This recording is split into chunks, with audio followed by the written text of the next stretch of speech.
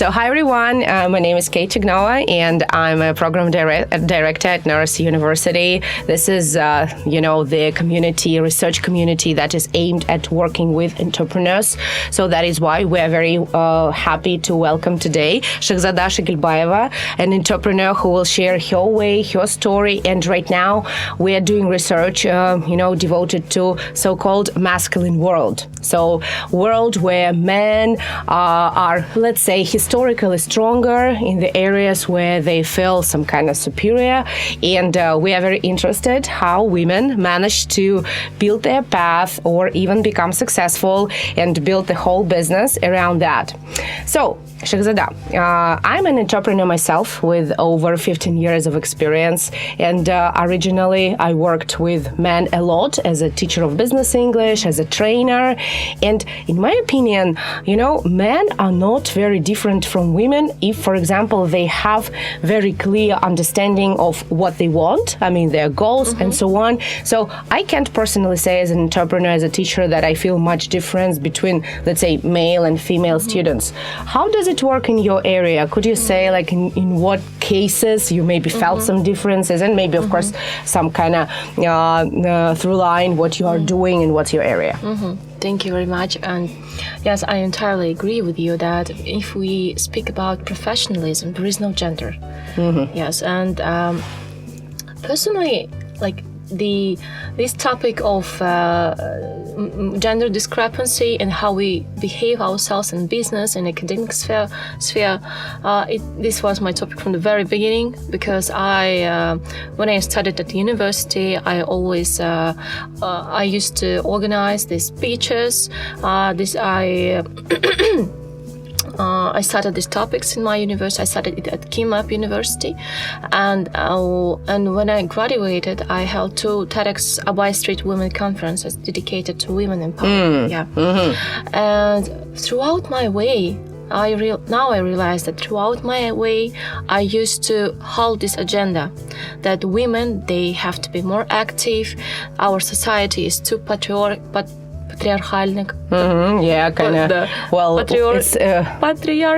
Patriarchic, I guess. Patriarchic, I think, yeah. We're not native, so that's fine. Yeah. And at business, now I run my agency. I work with construction, with government, like typically man-dominated spheres, especially construction. And I work with manufacturers. I see very rare women here. They are used to work in service or assistance, but I see so rare of them working in top, like CEOs. Yes, I see them when I came to parliament. I work with Majlis now, but still there are still a few of them. Yes, and I always say to my friends, to my sisters, to women whom I work with, that we really need to be more brave. Like when we listen to Western podcasts, it's often said that this topic is too the women empowerment topic is too cliche. It's too often like, can we speak of something else? Yes, we can't stop speaking of this if we talk about USA or Western countries where they have gender equality. Yes, but the countries which ends with "stan," we need to speak of this, and we need to continue speaking of this of the next 5 or 6 years. Why? Because now we have gender equality in our rights, but practically, do we still have them in education, in academic sphere? Because, like, for most of the families which cannot let themselves to pay, for example, for the education of daughters and the sons, they choose to giving a good education to their sons. Like, they will provide their families, they need it for this career, but she will go and marry someone and she will be mother, and why she needs career. And this is the topic which I really hate. It is something statistically proved, this information? Yeah, statistically proved. And for let's say for some regions, especially for southern regions and the western regions of Kazakhstan, this is still a topic. We cannot not to feel this when you live in megapolises like Astana, Almaty, yes, and the central part of Kazakhstan, or the северная, как у нас будет? Northern part of Kazakhstan. But if we go to the regions, like we give priority to men in every sphere. Yeah. Yes, I see your point. And so when you were choosing your path, well, as far as I understand, the sphere of PR and advertising, this is partially connected with a lot of female power, creativity, and so on. Did you choose this male sector meaningfully or intentionally, or they just started to pay you more, or like what was your way? Like how did you start working with men, and what methods did you use to win them, on your side, on your agency side? On the first time when one of my first projects, it was the manufacturing company in Karaganda, and firstly, of course, they produce this safety clothing for firemen, for construction, etc. Yeah, and I thought like, what will I do in this field? I don't understand anything. But I thought, okay, but I'm smart and I have this отличница vibe. Yes, so a high flyer. High flyer, yes. And I can figure out everything. Did they find you or you found them? They approached you? They approached, firstly, they approached me, but I sent them to the agency, which I worked in, but they didn't work together. And I said like, hey, I can do this for you. So this is how you actually launch your own business, yeah? Yeah. Because I was confident enough because I know how to do this practically and theoretically. And also, but I realized that even though I work in construction in man-dominated spheres, yes, I've never felt this discrimination to my side professionally. Like I feel entirely okay talking with men and talking about big budgets, what we need to do, and I don't feel shame to ask like, hey, I don't understand, can you explain me please? Because I think that this is the matter how you say this. If you're saying like, I'm sorry, I didn't understand you, can you please explain me, like you are apologizing for being a woman. Yes, I don't. Like, and when I say like we women, we need to be more brave and we need to be confident. And I think I speak of this. I tell about this, that this is how you introduce yourself. This is also about PR, yes. So how you behave, how you feel inside. If you feel that like I don't stick to this sphere, if you think I'm not enough, they will always feel this. And when I had my first client in construction, it was a big project, and one woman told me like, what you will do in construction? Like you in construction? Like I understand when you do like some communication SMM strategies for some companies, yes, they all call this SMM, like branding days. It doesn't matter, It doesn't matter. It's all SMM, okay. Well, but this is social media marketing in a way, yes, just bigger than that. We are all now live in social media. Come on. Yes, and and she said like, what will you do there? And honestly, it offended me somehow, but and for some time I tried to play this masculine play, like to be bold, to wear some mask, yes, especially when I come to construction. I came to construction maybe 3-4 times a week, and yes, and I wear like jeans for practical, yes. But once I said like, come on, this is my, if I hold a conference about women empowerment, about women rights, like, why am I wearing this? Why am I behaving myself as a man? And this is the time maybe for manifesting. And when was that? I mean, it was summer, and I wear my like most Barbie dress, and it was pink with kisses. This dress, yes, and there were heels, like the earrings, and etc., etc. And I came here, and it was it was messy place because the building is being is building, yes, and this man in construction, they started to started to laughing like, "Hi lady, maybe I should help you to go on stage." I said, "No, I can't." I'll manage. I'll manage this, yeah. And I filmed this because I wanted to show my subscribers in Instagram that, girls, there is no boundaries for us, at least unless we decide they are there. There's no boundaries for us. And I mean, what was the year? Like it was the last year. It was so summer. it's something fresh. It's something fresh, yes. And many friends of mine and sisters, they supported me. They said like, "Oh, thank you for wearing feminine for construction," because it's like we in branding, we always say that we like 70% of the information we consume visually, yes, and perceive visually. And when when we see like the women in her very feminine image, she is in construction, we have this idea that like women are in construction. There is place for us, yes, and for managing, for top positions, and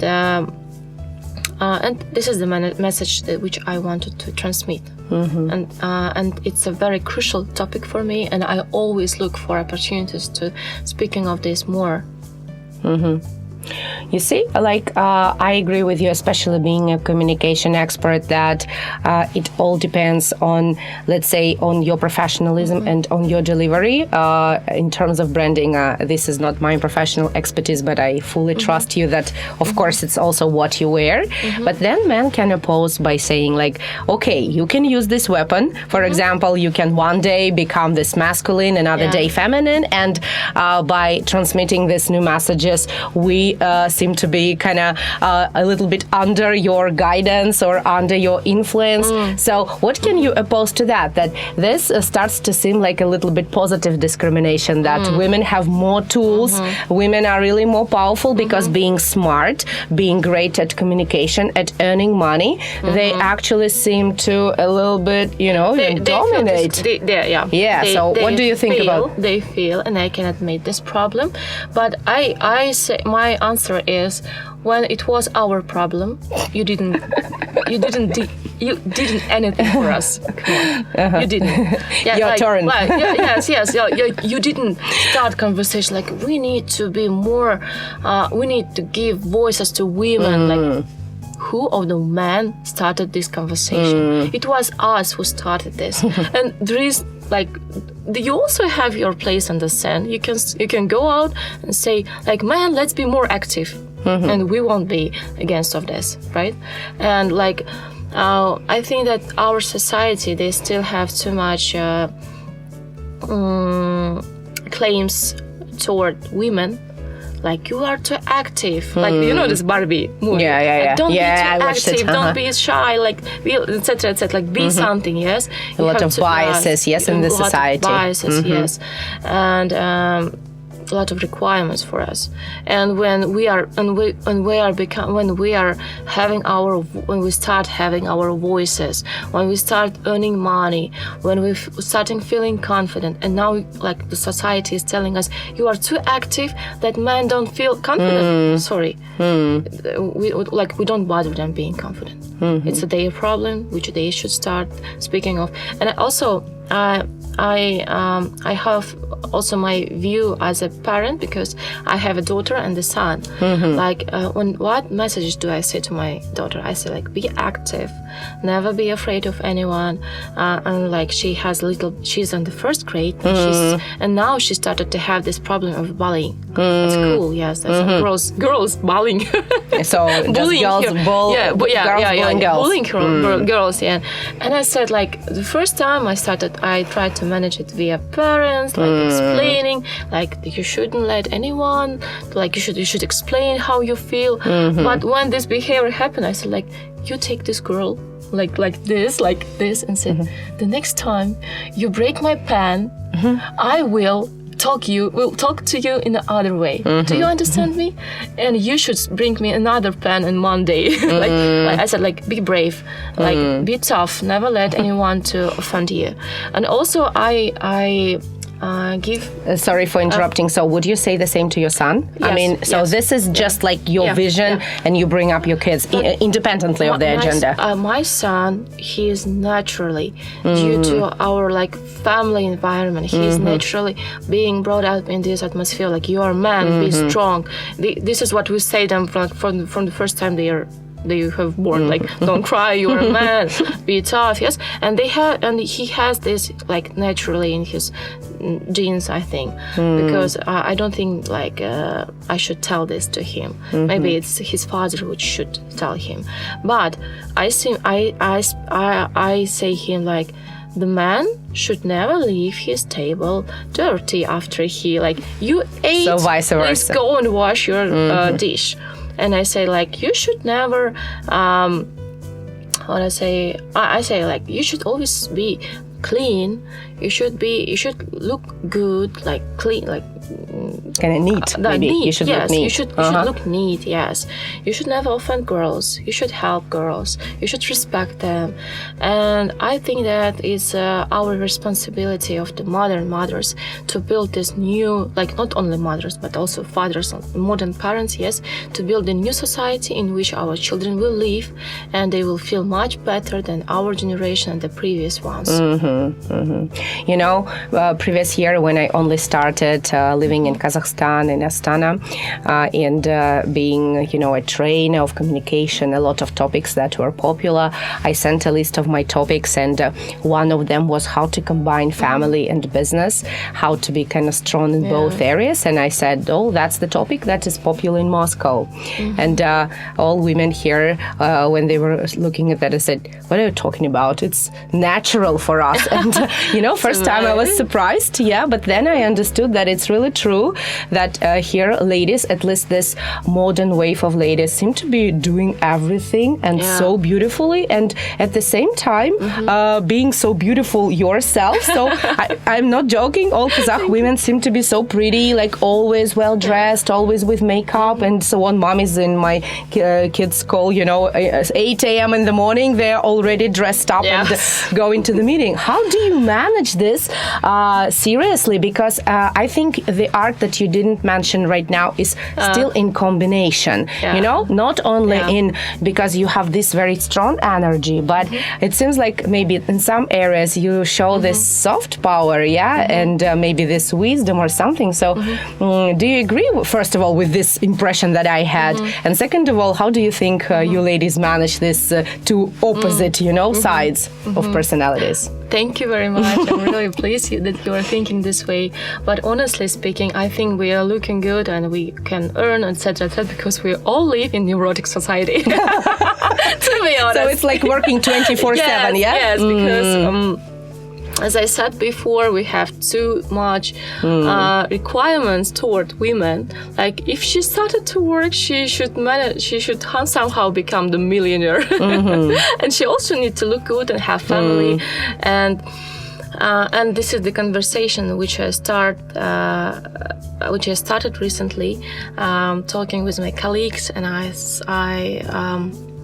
offered this idea, maybe having some forum or the conference, that we have another problem which appeared. It is domestic inequality. In domestic inequality, like, we women, we start to work. Yes, we work, we bring up children, we clean house. Our house is like Pinterest, and we also проработанные in resources, with psychologists and astrologists and so on. Yes, and we should look trendy and etc. And what about men? They come from work, they eat and they have rest, yes. And this is still the problem in Kazakhstan. And like the way women, she still work as a man, maybe more, and she but her work doesn't stop when she come home. She have children to feed. She has a kitchen to clean, yes. And I think this type of things, it cannot last very much. It won't work in the long term. Yes, and now we need to start this conversation about domestic equality. So you mean like there was a certain balance in certain years, especially when there was this clear masculine dominance of, I don't know, top management and some spheres, but women had their place. Let's say they ran houses, so it was also natural maybe. Now this balance has shifted towards superpower woman, like this. Superpower, yes. Maybe if men, fathers, they will engage more in domestic things, I think they also can be superhumans, like we are. At least it's 50-50 in this case, shared responsibility. Yes, shared responsibility. And like, I think it's also unfair that, like, let's say a girl and a boy, they two came to go get to schools, to university. Both of them, they have their career ambitions, but then they meet each other, they marry, they have children, and the man, he continues his career, and the woman stops. It was one conversation which I once started in government, and I said, like, who of you miss their working day because your children had colic, stomach ache, yes, or toothache or temperature, yes. No one. It was your wives. Please go home and say thank you to your wives, because that you have now this career opportunity, your place, because it was always someone who held your back. And now we think we should. I'm happy that now we allowed our men to have this paternity leave. Yes, actually abroad it's called parent leave. There is no motherhood or leave. It's just parent leave. It doesn't matter which parent is taking it. And if we will have like top management women who can work and like her husband stays home because like their children need care, you see nothing wrong there. I see nothing wrong with this, because I think it's not about creating now like the matriarchic society. It's not about this. It's about having a healthy society, which firstly see like you as a human, but after like the man or the women, and but still this topic is too radical for our society. And is it okay for your husband, for example? Does he agree? It wasn't at first, and I needed a lot of conversations to like, now you have your career, you have your opportunities, but because somebody stayed home, somebody said no to her ambitions, somebody said no to her like plans, instead of talking. Yes, and now when I started to work, I need to go on the pace of X10, not like X1 or 2, how it would be more healthy for my maybe mentally, like yes, or on physically, because from the moment when I started to work, I gained 10 kilos. Even though I go to sport, same story. I visit psychologist, yes, but I gained still. I think because my pace it was too fast, but I needed to go this fast to maybe adjust your body to all this. Yes, maybe. Yeah, they say, that this extra weight sometimes is a reaction to extra weight you put on your shoulders. So you just have to kind of carry that. And so your body kind of protects itself, Yes, because like for these 7 years, which I stayed at home, I was stayed-at-home mom, but I still made these conferences. It's another story. And I still didn't maybe act in my full potential because I had children. I had little children. children. And now when they are at kindergarten and school, I need to make this x5 10 times move at this speed to be on a par with men and the other people who didn't had this leave, and this is still unfair, I think. But I'm happy, but I'm really glad to my husband that he is not this typical Kazakh man who says like, you are a woman, you should stay at home. What do you need? I give you money. You can buy everything you want. Stay at home. Just stay organize one conference per 5 years and enjoy it. Yeah. So why you need? He's not like this. He started in Prague. In Europe. Yes, he's a very modern thinking, and also his parents. My mother-in-law, she is a English teacher, and she also supports my idea, and she never suppresses, like even saying me like, you should stay home. What do you need? Yes. But still I needed to win my right. Absolutely. Yes. I mean, it never happens still kind of 100% naturally. Yeah. It's about if there is a will, there is a way. Yes. And also, speaking of the conferences, why did I start this conference? I moved from Almaty to Karaganda, and I figured out there is no conferences, no places for self-education, for networking, and I started to claim about this to my friends, and once they said like, why you are always telling about this, to go and have your conference. And I said, oh, come on, I can have this. And I started with TEDx. I gathered my team, but we still have the issue of money because it's a non-commercial project. Absolutely. And we need sponsors. Yes. And when I came to big companies in Karaganda, and I pitched this conference like, you need to support this, and they said, okay, I understand, you need to have money from this, like отmывать деньги. Money laundry. And so they suspected that this is money laundry. Yes. And what will I have from this? And I said, okay, thank you, goodbye. And actually, I think it was men. I think men, they are still too much confident in a toxic way, because even though I said this is not the conference you should think about, goodbye, I understand that we don't match by values, thank you for your time, and I leave. He said, can you please stop? Do you look for work? I need assistant. I said, no, not in my life. Yes, I need to work. I would work with such a person. Everybody likes this toxic kind of push. Yeah. Push, yes. And I really didn't know where to get money, because we needed like 1.5 million tenge. I think it's a small money for the conference like this. And my husband, he started with Bolashak program. I didn't, and I asked him to write from my side this chat, Bolashakers, and I said you all get your TOEFL and IELTS due to TEDx conferences, because we all see this. Yes. So you found your manipulation. Yes. Like this is, and you all from the Karaganda, and let's develop our region. Let's do like your contribution for the region, and they all supported.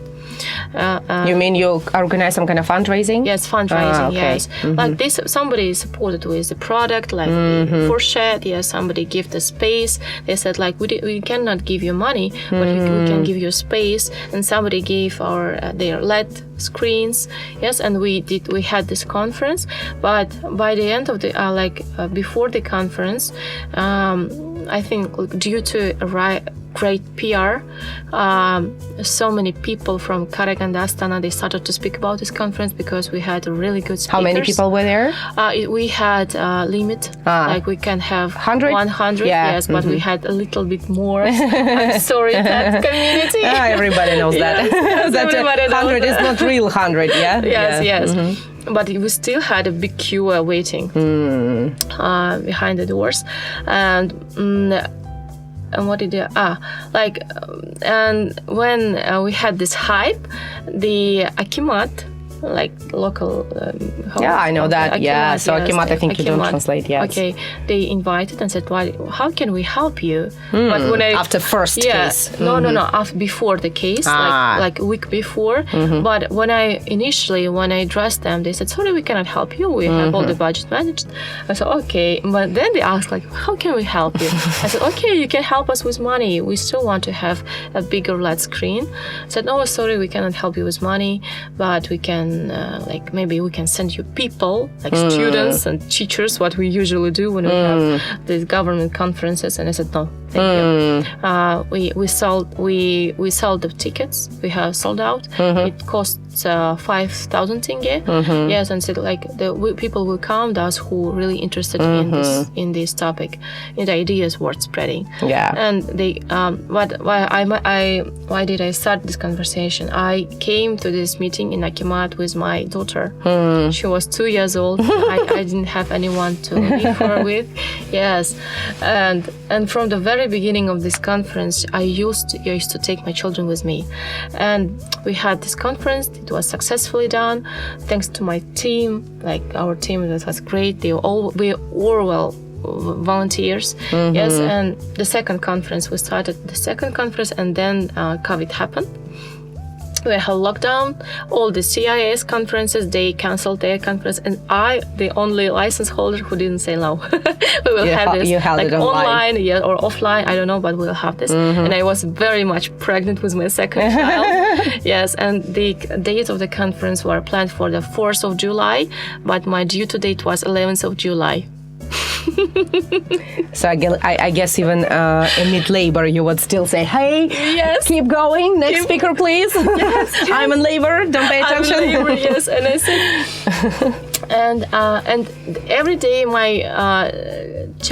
I started my message in our chat that, "Hi team, if today I go to labor, this is your plan." And I every day talk to my child like, "Can you wait a little bit? I need this conference to happen." But my child, my son, he listened to me and he decided to wait for 2 weeks more. Yes. So you had even time to get it. Yes. Thank you. Thank you. Well, that is a very cool story, and I think you opened up now in a different way, because when you were talking about your current occupation, you showed this strong energy and so on. But these conferences, because I share that a lot, and we held the one previous year at Nazarbayev University, cool, TEDx cool. and you. It's so stressful, but at the same time, so kind of meaningful. Meaningful, inspiring. Like you have this big why you are doing this. Yeah, absolutely. Yes. And I really was in love with the ideas with TEDx. And we opened so many great speakers to Karaganda. That's great. Yes, we really especially you were pioneering this. Absolutely. Yes. And I wouldn't lie if I said that we really lighted up our city. And our city needed this vibe, this conversation to start, and we had many other conferences after us. And I think this is the big why we did this. We really want our city to shine up. Great. Thank you. Thank I you. think that is it.